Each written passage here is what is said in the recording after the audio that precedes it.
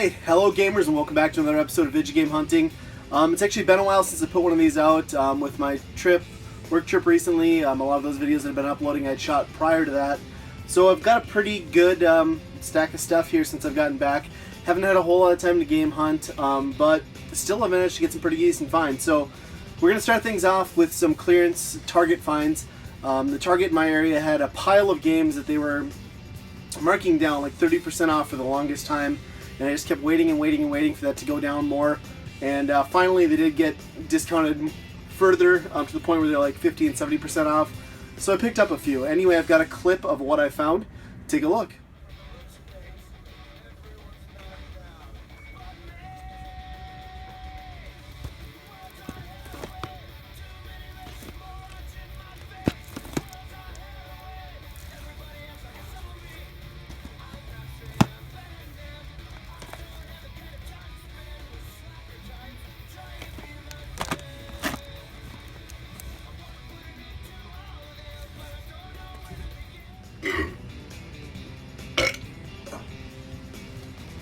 Yeah, so not a bad selection of games. I mean, obviously some of those could have been priced a little bit better. But I did find a few things I wanted to pick up.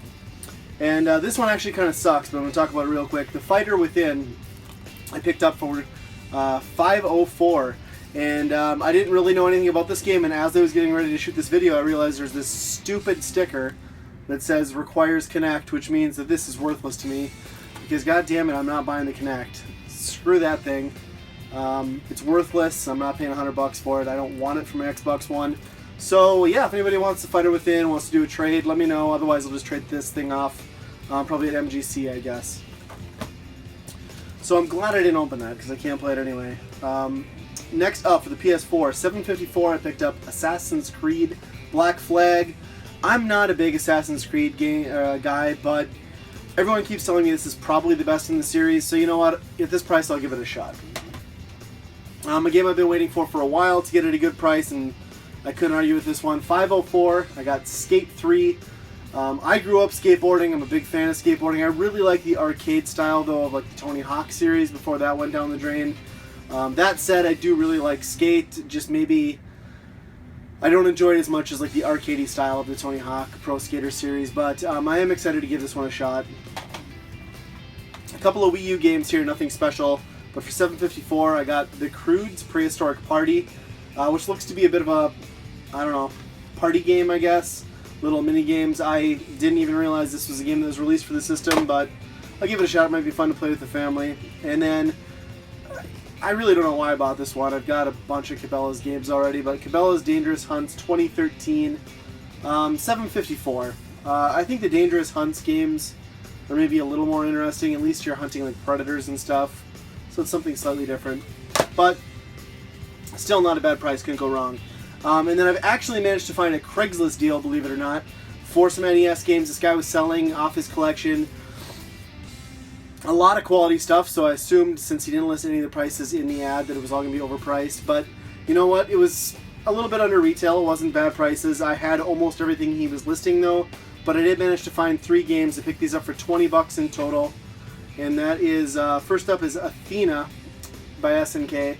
Had never played this game. This is actually a really cool little game. I'm going to put some more time into. It's like a side-scrolling action-adventure type game. Really, really good from the bit I played, and I like the art style of it. An arcade hit here. Burger Time. And I'll be honest, Burger Time is not my favorite arcade game of all time, but it's decent, and the NES port is good enough, I guess. It's just kind of one of those games that I never really got into. And then probably the best in the bunch, the main reason I picked this up because I'm expecting this game to go up in price since everybody on YouTube talks about it. And that is Gremlins 2, the new batch. And yeah, I mean, people are saying that it's a hidden gem and it's pretty good. I mean, that's accurate. It's a decent game. I wouldn't say it's amazing. And apparently Kurt owned this before me, who is a stupid douche, and wrote his name on my cartridge right on the label. So thanks, Kurt, you asshole. Now I gotta clean that thing up, but it'll come off, don't worry. But it is a decent game, and I'm happy to have it in my collection. I did get the manual with it, which is around here somewhere. I'll find that. But yeah, to get the manual was nice too. Now,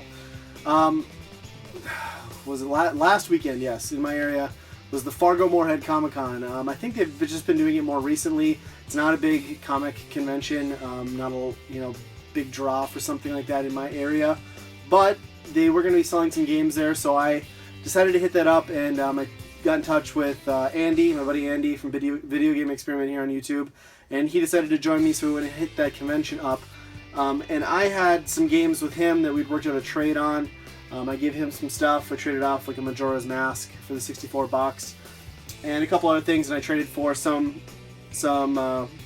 I think good finds. It depends on if you're a Jaguar fan or not, but I finally got my hands on the game, the killer app for the Atari Jaguar, supposedly.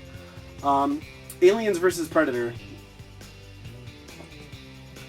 And, I gotta say, at least the Marine piece of this, if you're playing it and you kind of set yourself back to the time frame when this came out and what the Jaguar was competing against, the Super Nintendo and the Genesis, yeah, I could see how this might have been impressive at the time, but to be honest, if this is the killer app for the Jaguar was just hopelessly screwed, and obviously it was. But I gotta say, not that impressed. I mean, is it okay? Yeah. It feels sort of like Doom with the aliens. But, yeah. Really disappointed. I don't know, maybe I just missed something, but I didn't think it was that great. But I'm still really happy to have that in my collection. It is sort of one of those games that you're supposed to get when you have an Atari Jaguar, so I can cross that off my list. And next up, I got a couple Turbrografx games off of him. First one up is Bonks Revenge. And Bonks Revenge is a really good game. If you're a fan of the Bonks, the first one, this is an improvement all around. I think better level design, better visuals, just a more fun game to play. Really happy to have this one on my collection. Enjoying it a lot. And then one that I had not played prior to picking it up from him is Dungeon Explorer for the Turbrografx. And I'm really having a lot of fun with this game. It sort of reminds me of, I guess the best way to describe it would maybe be Gauntlet meets Legend of Zelda. Gauntlet in that the way you play, you go into dungeons, you clear them, and there's respawning enemies. It all feels very much like Gauntlet. And then there's an overworld section where you're going from town to town, and that's kind of where the RPG or Link, or Legend of Zelda feel starts to come in, I guess. But really good game, and I've been playing the hell out of this one. Some of the enemy respawning is a bit ridiculous, though. It gets kind of annoying. But it's really good. I recommend picking it up if you have a Turbrografx. And then while we were out game hunting that day, I had traded some other stuff, like I mentioned, with Video Game Experiment. He actually picked up a copy of Millipede for me on the NES. To even out the trade, he said, which he didn't need to do. I thought we were square anyway, but really awesome. I didn't have this one in my collection, and you know what? It's a pretty decent port. I'm a fan of Millipede. I'm not the best at it, but I used to play the hell out of it on my 2600 as a kid, and I have it for the NES, which I didn't have. I double-checked. I wasn't sure at the time. It's great. So, at the Comic-Con, I didn't shoot footage, honestly, just because we got to where the games were, and there were just people everywhere. It was completely packed, and to be honest, the convention wasn't that big. And sometimes you just want to have a little fun and game hunt, and not worry about filming everything. So my apologies for not having live footage of this. I'll try to do better on that in the future. But I did get some decent games. Now, the resellers that were there, I've bought stuff off of before. I've got a pretty good relationship with these guys, and they do really good deals on trade-in. So I traded in a Platinum GameCube with a controller, and I got these 3 NES games that they had valued at like 23 bucks. So I thought that was a decent deal. First up, the classic Double Dragon. Awesome game. I mean, I can't, if you didn't grow up in that era, the late 80s, early 90s when Double Dragon was on the scene, like this was the arcade game that you and your friends ran to.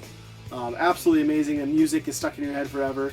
And I cannot describe to you the complete disappointment renting this with my friend.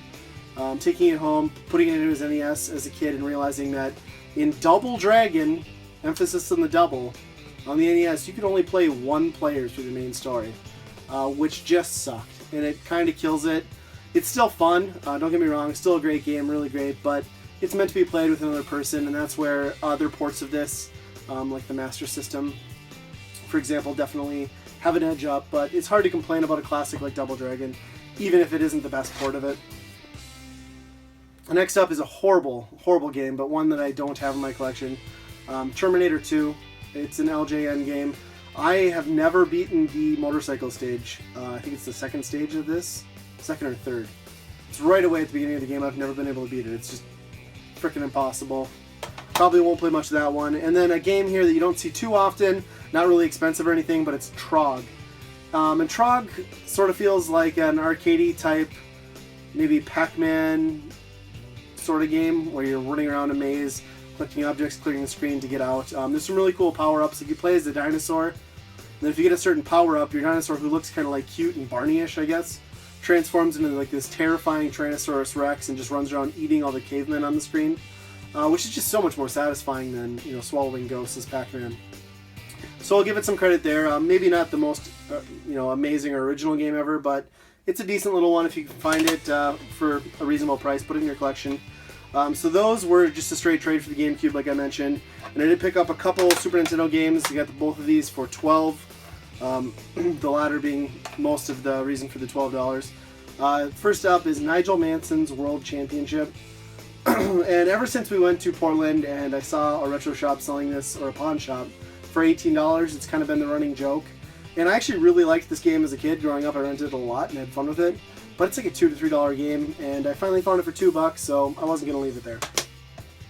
And then the next one, I love this game, Total Carnage. And Total Carnage, the best way to describe it if you've not played it is Smash TV on crack.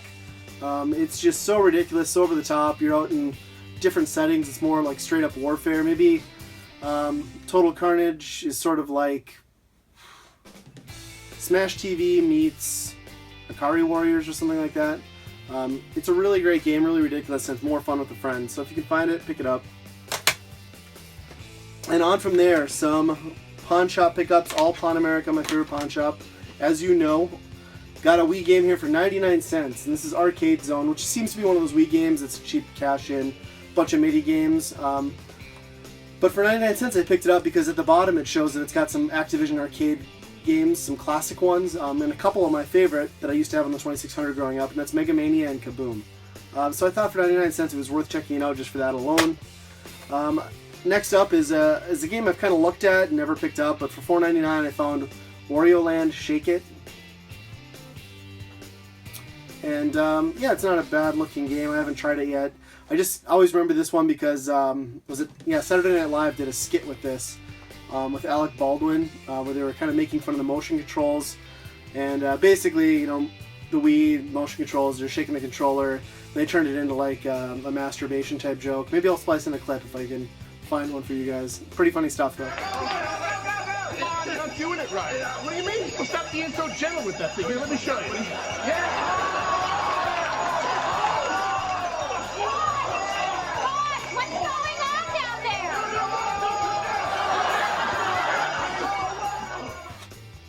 And then I got one PS4 game. This is a port of a PlayStation 2 game, one that I didn't play, but it was cheap, $9.99, and that is Legend of K Anniversary.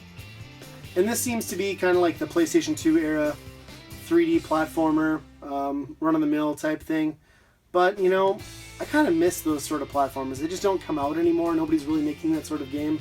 So to try it out on the PlayStation 4 for that price, I'll give it a shot. And then the last game, this game sat at this pawn shop for about 9 months. They had it priced at $29, and I never picked it up. And at the Comic-Con, Andy, who was with me, picked up this game for $25. And there's something contagious about watching your buddy pick up a game that you're kind of on the fence about that just makes you pull the trigger on it. So anyway, they had this priced at $29.99. That's Sonic Adventure 2.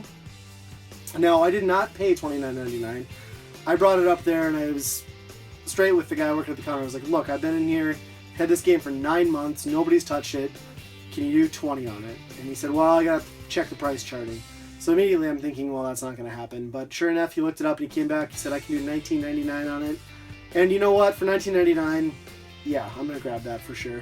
I don't need it, I already have it on the GameCube. I have a burned copy, but I don't know why I air quoted that. It is a burned copy. Not kind of. But anyway, Sonic Adventure 2. Yeah, so I mean, this is kind of, you know, the last big release from Sonic Team on the Dreamcast. It was the last big release. And this kind of just signals, every time I see this, the demise of the Dreamcast, because this came out after they'd already announced that it was being discontinued, and this was the game that everyone was looking forward to. So it's kind of a bittersweet game to go out on. I actually prefer the first Sonic Adventure to this one, but they're both okay games in my opinion, and it's nice to have this one in the collection for sure. But anyway, that is all the pickups for this time, guys. Some of you may have noticed, I'm going to start doing live streams through the PS4. It's not really something I set out to do on my channel, but I just thought it might be fun. And I'm playing games online with my friends anyway, so it's something I'm going to do occasionally. I'm not going to have a set day of the week or anything. It's probably going to be weekends, Fridays or Saturdays. So if you happen to see it out there and you want to check it out, stop by. Feel free to do that. Hey, if you want to join the party. If you got a PS4, let me know. We can do that. Just something I'm doing for fun. I'm not going to save them and upload them onto my page, my channel afterwards. I don't think that's what my channel's about. And actually, I got my first copyright strike through YouTube, thanks YouTube, for live streaming Rocket League. The streams, so if you don't know, you stream them, they go through and they'll actually save to your channel. I marked it as unlisted, and it sat there a whole 24 hours before one of the recording artists for a background track in Rocket League claimed it and monetized my video, which I thought was bullshit. It was a 3-hour live stream, and they copyright claimed it for 2 minutes of that entire video that featured their song in the background. I promptly deleted it, so we'll see how the streaming goes. I want to keep doing it, it's fun, but I'm going to be deleting them, so if you're not able to jump in and check it out, I mean, even if you wanted to check it out while I'm doing it live, they're just going to be there, they're going to be streamed, and they're going to be deleted. So something I'm doing, something I'm trying, and hopefully some of you guys enjoy it. For anyone who has stopped by and checked those out, I appreciate it. Thanks for putting up with my ridiculous friends on PlayStation 4, and I hope you had a good time watching us. But anyway, thanks guys, as always. Thank you for watching.